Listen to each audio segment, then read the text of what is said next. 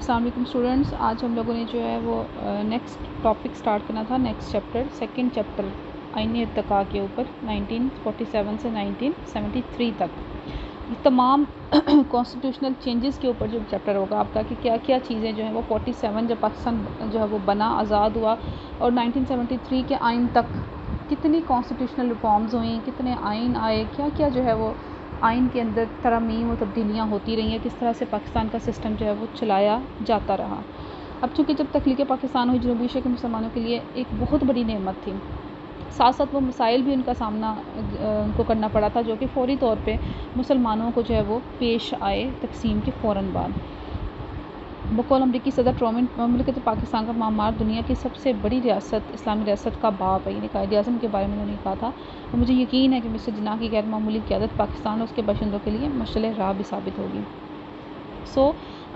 جو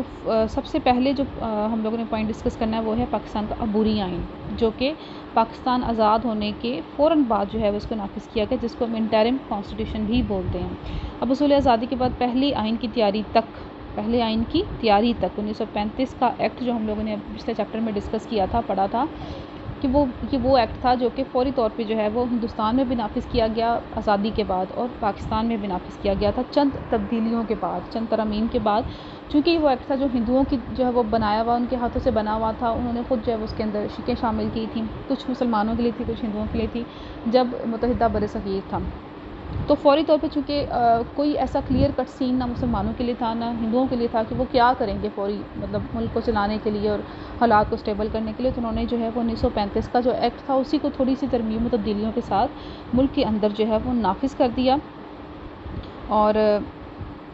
تاج برطانیہ کی آئینی حیثیت برقرار رہی۔ وہی گورنر جنرل پاکستان کے تقرر کی منظوری دیتا تھا۔ اس آئین کے تحت وفاقی نظام رائج کیا گیا۔ گورنر جنرل کے اختیارات محدود تھے۔ اصل اختیار کا سرچشمہ جو ہے وہ وزیر اعظم کی ذات تھی، جو 1956 تک نافذ العمل رہا۔ اب یہ پاکستان کا پہلا عبوری آئین بول سکتے ہو، انٹرم گورنمنٹ بول سکتے ہیں، انٹرم کانسٹیٹیوشن بول سکتے ہو۔ اس کے بعد پہلی آئین ساز اسمبلی یعنی فرسٹ کانسٹیٹیوشنل اسمبلی بنائی گئی۔ نئی آئین ساز اسمبلی کے انتخاب کے لیے 1946 کے انتخابات میں کامیاب ہونے والے ایسے ارکان پر مشتمل ایک آئین ساز اسمبلی تشکیل دی گئی جن کی وابستگی پاکستان کے ساتھ تھی۔ جب 1945 سے 46 کے انتخابات ہوئے ہیں ابھی آزادی سے کچھ عرصہ پہلے، 2-3 سال پہلے، تو اس میں جو ارکان مسلمانوں کے جیتے تھے اسمبلی میں، انہی ارکان پر مشتمل جو ہے وہ فوری طور پہ ایک کمیٹی بنائی گئی جس کو پہلی آئین ساز اسمبلی یا پہلی آئین ساز کمیٹی کے نام سے جو وہ یاد کیا جاتا ہے۔ اس اسمبلی نے 10 اگست 1947 کو قائد اعظم کو اپنا صدر منتخب کر لیا، ٹھیک ہے۔ آپ نے چیف جسٹس صدر عبدالرشید کے سامنے گورنر جنرل کے عہدے کا حلف اٹھایا۔ آغاز میں اسمبلی 69 ارکان پر مشتمل تھی، جس کو 69 یعنی اس کے جو ہے وہ ارکان تھے، بعد میں ان کی تعداد جو ہے وہ 79 کر دی گئی۔ مولوی تمیز الدین اسمبلی کے پہلے اسپیکر جو ہے وہ قرار پائے۔ عبوری آئین کے تحت اس نئی آئین ساز اسمبلی کا اجلاس بلایا گیا، جو آئین ساز اسمبلی کے ساتھ مرکزی پارلیمنٹ بھی تھی، جس نے 44 جو پرنسپلز تھے یا قوانین تھے ان کی منظوری دی، جس میں سب سے پہلے پروڈا کا جو قانون تھا وہ اہم قانون مانا جاتا تھا، جو کہ اس اسمبلی نے جس کی جو ہے وہ منظوری دی تھی۔ یہ پہلی آئین ساز اسمبلی تھی۔ اس کے بعد قاعدۃ مقاصد آتی ہے، جس کو ہم لوگ آبجیکٹو ریزولوشن بھی بولتے ہیں۔ اب یہ کیا چیز ہے؟ اب اس کو قاعدۃ مقاصد ہم لوگ کہتے ہیں۔ مارچ 1949 میں جو ہے اس کو منظور کیا گیا تھا۔ پہلے وزیر اعظم لیاقت علی خان تھے تب، اور اس وقت جو ہے وہ قائد اعظم جو ہے وہ ان کی وفات ہو چکی تھی، وہ دنیا سے جا چکے تھے۔ تو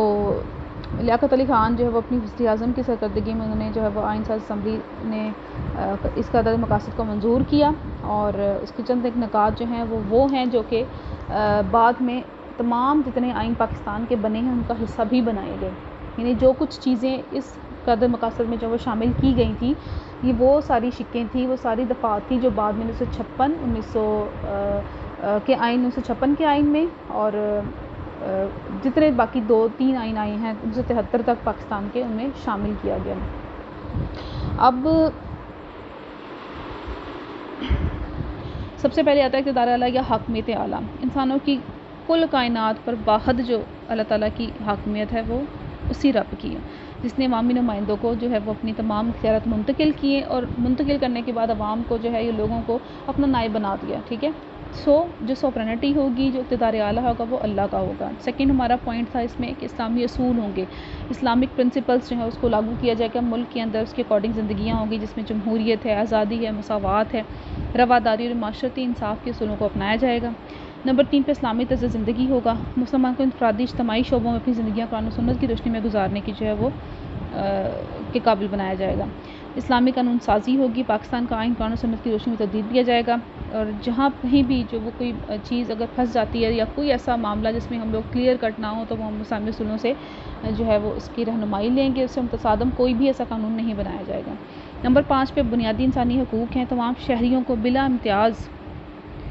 معاشرتی، معاشی، سیاسی اور مذہبی حقوق حاصل ہوں گے، مزید برآں انہیں فکر و اظہار، تنظیم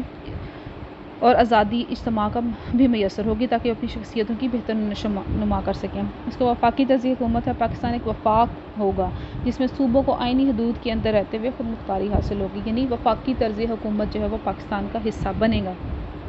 اس کے بعد اقلیتوں کا تحفظ اس میں آ گیا، پاکستان کے تمام غیر مسلم شہریوں کو مکمل آزادی جو ہے وہ تحفظ دیا جائے گا، انہیں اپنے مذہبی فرائض ادا کرنے اور عبادت گاہیں تعمیر کرنے کی آزادی ہوگی، کسی قسم کا ان کے اوپر دباؤ نہیں ہوگا۔ جتنی بھی اقلیتیں پاکستان کے اندر رہتی ہیں ان سب کو آزادی اور خود مختاری دے دی گئی۔ نمبر 8 پہ ہمارا پوائنٹ ہے پسماندہ علاقوں کی ترقی۔ اب یہ وہ تھے جو بیکورڈ ایریاز کہلاتے تھے، جس میں سیاسی، معاشرتی اور معاشی شعبوں میں جو ہے وہ بھی ریفارمز کی ضرورت تھی، تو اس کے لیے انہوں نے جو ہے وہ اس کی ڈیولپمنٹ کے لیے، ان کی ترقی کے لیے، ان کی خوشحالی کے لیے مناسب جو ہے وہ سٹیپس اٹھائے، اور ان کو ترقی کے جو مساوی مواقع ہیں وہ بھی ان کو جو ہے وہ ان کو دیے گئے، میسر آئے، اور ان کے قانونی حقوق کا جو ہے وہ تحفظ کیا گیا۔ اس کے بعد نیکسٹ پوائنٹ ہے ہمارا عدلیہ کی آزادی۔ عدلیہ آزاد و خود مختار ہوگی، اس پر کسی قسم کا دباؤ نہیں ہوگا، وہ انصاف کے تقاضے اپنے اختیارات کے مطابق پورے کرنے کی حامل ہوگی، یعنی کسی قسم کے پریشر میں اور کسی قسم کے دباؤ میں جو عدلیہ نہیں ہوگی، وہ انصاف کے تقاضوں کے مطابق تمام فیصلے کرے گی۔ آخری پوائنٹ ہے ہمارا اس میں کہ پاکستان کی دفاع جو وہ پاکستان کا کیسے ہوگا، پاکستان کی بری، بحری، فضائی حدود کے دفاع کا مناسب بندوبست ہوگا، اور وفاق میں شامل تمام علاقوں کی سالمیت اور ملکی آزادی کا مکمل تحفظ کیا جائے گا کہ پاکستان مضبوط اور خوشحال ہو اور وہ اقوام عالم میں اپنا جائز اور باوقار مقام حاصل کر سکے۔ یہ تمام انہوں نے کہا کہ اسٹیپس اٹھائے جائیں گے، اقدامات اٹھائے جائیں گے جس میں دفاع پاکستان مضبوط ہوگا۔ اب اس کی اہمیت، پاکستان کے آئین سازی کی تاریخ میں تعداد مقاصد کو برطانیہ کے منشور اعظم میگنا کارٹا کی حیثیت حاصل ہے۔ میگنا کارٹا کے بارے میں ابھی شاید تھوڑا بہت آپ نے کبھی سنا ہوگا کہ یہ منشور اعظم، یہ چارٹر کے نام سے جو ہے وہ برطانیہ میں مشہور ہے، جس میں انسانی حقوق کے اوپر جو ہے وہ یہ چارٹر جو ہے وہ پیش کیا گیا تھا، جس میں پارلیمنٹ کے جو اختیارات تھے اس کو بڑھا دیا گیا تھا اور بادشاہ کے اختیارات کو کم کر دیا گیا تھا، اور یہ بہت بڑا مین چارٹر تھا برطانیہ کی تاریخ میں، جس نے آہستہ آہستہ جو ہے وہ ان کی سیاست کا اور ان کی جو سسٹم کا، گورنمنٹ کا سسٹم تھا، اس کی کایا ہی پلٹ دی تھی۔ جہاں پہ پیور بادشاہت تھی برطانیہ میں، تمام اختیارات کا سرچشمہ جو ہے وہ تمام اختیارات کا جو منبع ہے وہ اس وقت تھا وہاں کا بادشاہ، لیکن جب یہ چارٹر آیا ہے تو اس میں بادشاہ کے اختیارات کو محدود کر دیا گیا، یعنی محدود بادشاہت ہو گئی، اور جو ان کی آگے پارلیمنٹ کے ارکان تھے ان کے اندر اختیارات بانٹ دیے گئے تھے، اور زیادہ اختیارات جو ہے وہ وزیر اعظم اور اس کی پارلیمنٹ کے پاس تھے۔ یہ بہت بڑا ایک آئینی سٹیپ تھا برطانیہ کے اندر، جس کو تشبیہ دی جا رہی ہے یہاں پہ پاکستان کی قرارداد مقاصد کے ساتھ، یعنی یہ اتنی اہمیت جو ہے وہ رکھتا ہے کہ ریڑھ کی ہڈی کی حیثیت رکھتا تھا، اہمیت رکھتا تھا پاکستان کی آئینی تاریخ میں۔ اس لیے پاکستان کے تینوں دستاتی 1956، 62 اور 73 کے جو ہے وہ تینوں آئین میں افتتاحیہ کے طور پہ شامل کیا گیا، لہٰذا یہ ملک کی آئینی تاریخ میں بہت ہی اہمیت کا حامل ہے۔ آج ہم نے جو ہے وہ یہ پڑھ لیا قرارداد مقاصد۔ کوئی مشکل چیز لگے تو آپ پوچھ لیجیے گا، اور کل جو ہے وہ ہم لوگ انشاءاللہ بنیادی اصولوں کی کمیٹی سے جو ہے وہ اسٹارٹ کریں گے۔ آج تک کے لیے اتنا ہی، اللہ حافظ۔